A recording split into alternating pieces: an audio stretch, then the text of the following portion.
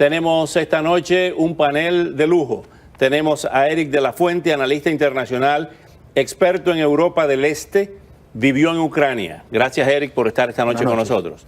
Tenemos a Hernando Piñero, veterano periodista, ex corresponsal de RCN y El Espectador en Moscú. Gracias, Hernando, por estar con nosotros esta noche. Y tenemos vía Skype desde México DF a Eric Rojo, coronel retirado del Ejército de los Estados Unidos y experto en seguridad interna e internacional. A modo de introducción, junto a esa conversación que acabamos de escuchar, a esas conversaciones en plural, vamos a escuchar lo que ha dicho el presidente Obama en la tarde de hoy.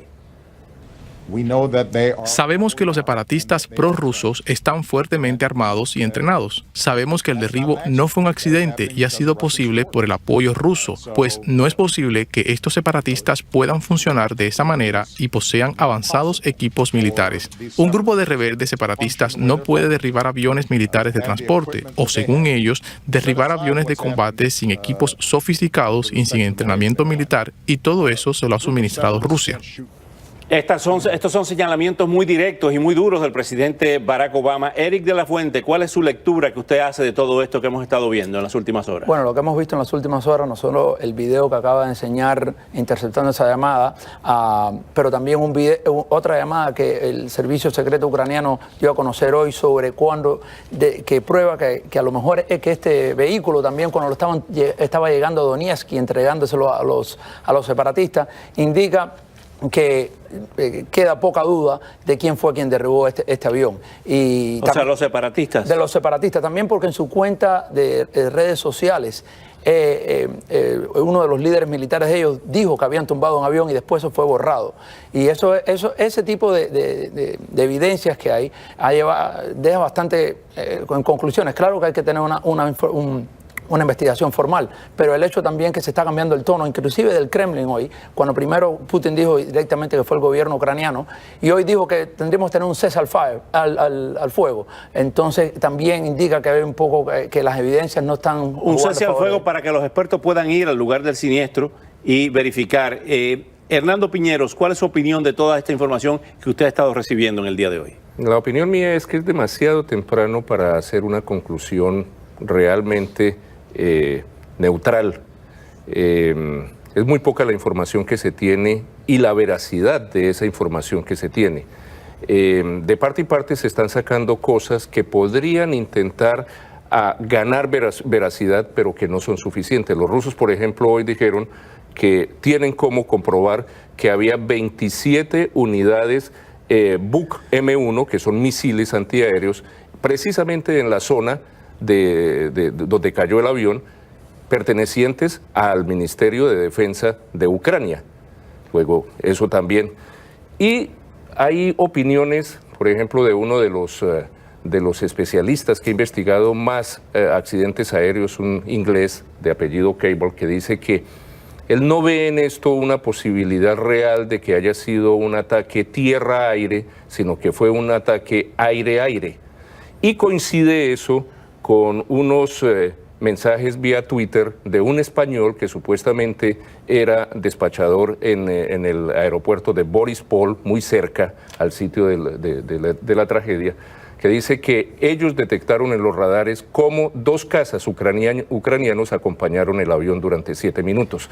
Entonces es muy difícil y muy temprano para hacer conclusiones reales. Coronel Eric Rojo, la inteligencia norteamericana dice otra cosa. Ayer The Wall Street Journal, en una información que recibió de los servicios de inteligencia del Pentágono, señala que nuestros radares en los Estados Unidos habían visto una estela de un misil en esa zona surcando los aires e impactando a ese avión. Mira, tenemos que aceptar con vamos a decir, 95% de veracidad los reportes porque son análisis de fotografía satelital. Sin embargo, en ese 5% quedan todavía conjeturas a comprobar. En una entrevista más temprano me enseñaron un video donde aparentemente el avión viene con una ala rota casi completo. Eso da la conjetura, si es así, los pilotos debían haber por lo menos mandado un Mayday. Hay elementos que nos enseñan que los mismos rebeldes capturaron uno de los aparatos BUK y lo tenían en sus redes sociales. Entonces, volvemos al punto. Todos tenían o tienen la capacidad de derribar ese avión.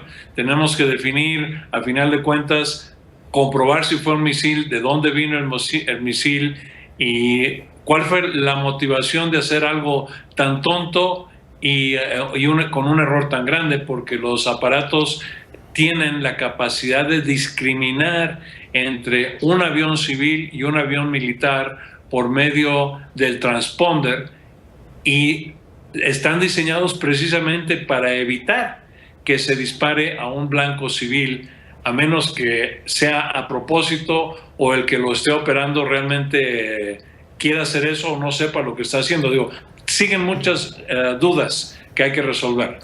Ahora bien, Eric de la Fuente, si se comprueba que fueron los separatistas prorrusos o el gobierno de Kiev, ¿cuál en esos dos escenarios, cuáles serían las acciones a tomar por parte de la comunidad internacional? Ayer el embajador del Reino Unido ante las Naciones Unidas había convocado al Consejo de Seguridad. Sí, y yo creo que obviamente cuando se comprueba de un lado u otro, ese lado pierde grande la percepción pública. Por ejemplo, si se confirma que fueron los separatistas rusos apoyados por Rusia, obviamente lo que vamos a ver es que este conflicto, ahora que se ha vuelto un conflicto, ahora no solo de Ucrania y Rusia, sino mundial y sin duda los países europeos, va probablemente a llevar a una presión mucho más alta sobre el Kremlin a que trate de bajar la tensión en el este, porque en el este del país, obviamente, si se confirma que es el gobierno ucraniano, va a tener mucha parte de su causa y de poder retomar el este militarmente más limitada. Pero un punto, es verdad que hay que esperar que se haga aquí nadie está diciendo que esto fue lo que pasó, pero hay que ver las cosas. La semana pasada los separatistas tomaron 2 aviones ucranianos, eso en este territorio. En este conflicto, los que vuelan los aviones en esta zona son los ucranianos. Los separatistas no andan volando aviones. Eso, de nuevo, no sabemos por seguro, pero basado en lo que se vio en las redes sociales, basado en las llamadas interceptadas, sé que hay otras versiones andando y no hay nada por confirmar, pero también de los aviones que hay. Lo que sí vamos a ver, Oscar, es una guerra que la estamos viendo de relaciones públicas, porque el que gane la batalla de percepción pública va a tener una mano arriba, porque si se comprueban que los separatistas rusos fueron los que hicieron la presión con el Kremlin, va a ser bastante fuerte. ¿Esa declaración de esta tarde del presidente Obama es un poco apresurada? Yo creo que sí, yo creo que es un poco apresurada y no tiene la suficiente base técnica para demostrar que efectivamente eso fue hecho de esa forma. Los mismos especialistas militares están demostrando que incluso estos complejos BUK-M1 tendrían dificultad para derribar un avión que está a 33.000 pies de altura.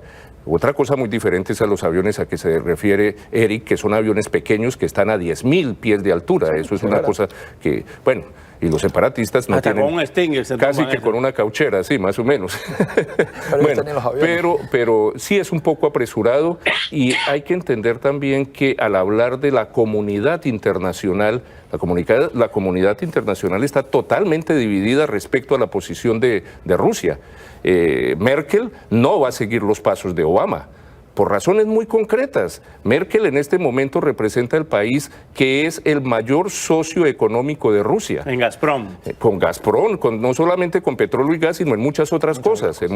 Toda Europa no va a seguir, y más después de la historia que se ha tenido con la alianza que ha estado estadounidense pues tratando de resolver los problemas del mundo y que desafortunadamente en ocasiones ahora bien, eso es cierto, Hernando, y quisiéramos escuchar la opinión de Eric Rojo desde el punto de vista militar. Si se comprueba que fueron los separatistas, ¿se aplicarían nuevas sanciones a Rusia? ¿Habría problemas entonces ante esas sanciones para Putin, no? Pero vuelve y juega, las sanciones que no son suficientemente fuertes como para que el Kremlin tiemble. Bueno, hubo una que fue risible, congelarle las cuentas en bancos europeos a la presidenta de la Duma, y ella nunca había tenido cuentas en ningún banco. Exacto, no, es que... Eric Rojo, desde el punto de vista, coronel Eric Rojo, desde el punto de vista militar, ¿qué implicaciones tiene en medio de un conflicto armado el derribo de un avión civil? Porque esta mañana en la radio estábamos citando la historia de aviones de pasajeros derribados,